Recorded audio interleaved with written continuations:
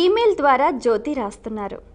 జన్మనామం, వ్యవహారనామం ఈ రెండింటికి తేడా ఏమిటి తెలియచేయగలరు అంటూ రాస్తున్నారు.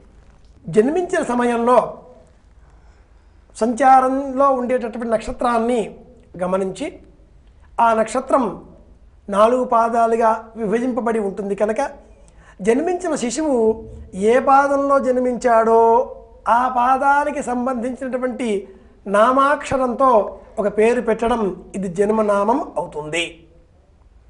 మనకు నక్షత్ర చూడామణి అనే గ్రంథం ప్రత్యేకించి అన్ని జ్యోతిష గ్రంథాలలో కూడా ఈ వివరాలు ఉంటాయి. ఈ జన్మనామాలు ఎలా పెట్టాలో తెలియజేస్తుంది ఈ గ్రంథం, ఈ విధానం.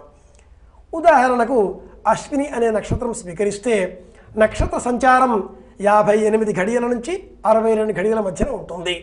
సుమారుగా 23 నుంచి 25 గంటలు. జన్మించిన శిశువు ఆ నక్షత్ర సంచార క్రమంలో ఏ భాగంలో ఉంటే ఆ భాగంలో వచ్చే అక్షరం చు, చే, చో, లా అనే 4 అక్షరాలు అశ్విని సంబంధితం. అశ్విని మొదటి పాదంలో ఒక అమ్మాయి జన్మిస్తే చూడామణి అని పెట్టుకోవాలి. ఇది జన్మనామం. ఇలా జన్మనామం, వ్యవహారనామం మాత్రమే కాదమ్మాయి, మాసనామం కూడా ఉంది.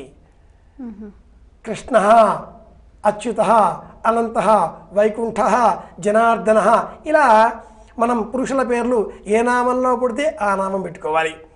అలాగే అమ్మాయిల పేర్లు కూడా భూదేవి, సత్య, లక్ష్మి ఇలా నామాలు, వీటికి మాసనామాలు అని పేరు.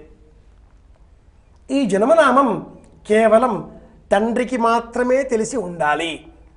ఆ పిమ్మట తల్లికి మాత్రమే అతడు 21వ రోజున తెలియజేస్తాడు. జన్మనామం తెలియవలసింది తల్లికి, తండ్రికి, జ్యోతిష్కునకు మాత్రమే. ఇంకెవరికి జన్మనామం తెలిసే అవసరం లేదు. నరాణం నామరుక్షాణం ఖ్యాతానాం ఏవ జన్మని ఇతరేషు తదవేషు నిష్ఫలం వాస్తుజం ఫలం అని శాస్త్రవాక్యం. జన్మనామం తెలిస్తే ఒకనాటి కాలంలో ఏ నక్షత్రంలో పుట్టాడో తెలుసుకొని దానికి సంబంధించిన శాంతి ప్రయోగాలు, కీడు దాయాదులు చేస్తారు.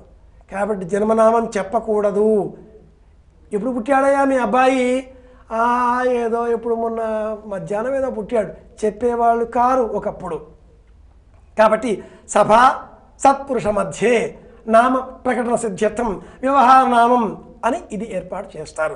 సభికుల మధ్య లోకంలో మంచి పేరు రావాలి అని కోరుకుంటూ సభా సత్పురుష మధ్యే, సభలో మంచి వాళ్ళ మధ్యన పేరు పెట్టాలి. ఇది వ్యవహార నామం అవుతుంది, లోకంలో వ్యవహరింపబడేటటువంటి పేరు. ఇది కూడా పురుషులకైతే 4 అక్షరాలు, స్త్రీలైతే 3, 5 అక్షరాలు పెట్టాలి అంటుంది శాస్త్రం. జాతానంతరమేవ నామకరణం ఏకాదశాహే స్ఫుటం కాలామృతకారుడు కూడా ఇలాగే చెబుతాడు. స్థూలంగా ప్రశ్నకు సమాధానం, జన్మనామం తండ్రికి, తల్లికి, ఆచార్యుడికి మాత్రమే తెలియాలి. వ్యవహార నామం అందరికీ తెలియాలి. 2 పేర్లు ఒకటి పెట్టుకోకూడదు, అవసరం కూడా లేదు. వ్యవహార నామం అచ్చి వచ్చేటటువంటి అక్షరం తల్లికి, తండ్రికి, ఇంటికి మేలు కలిగించేది. కులదైవం పేరు ఉండాలి, తండ్రి, తాత, ముత్తాతల పేర్లు ఉండాలి. పురుషులకు 4 అక్షరాలు, స్త్రీలకు 3 లేదా 5 అక్షరాలు ఇలా పెట్టుకోవడం మంచిది. ఇది స్థూలంగా జన్మనామం, వ్యవహారనామం తేడాలు, విశేషాంశాలు. చాలా సంతోషం.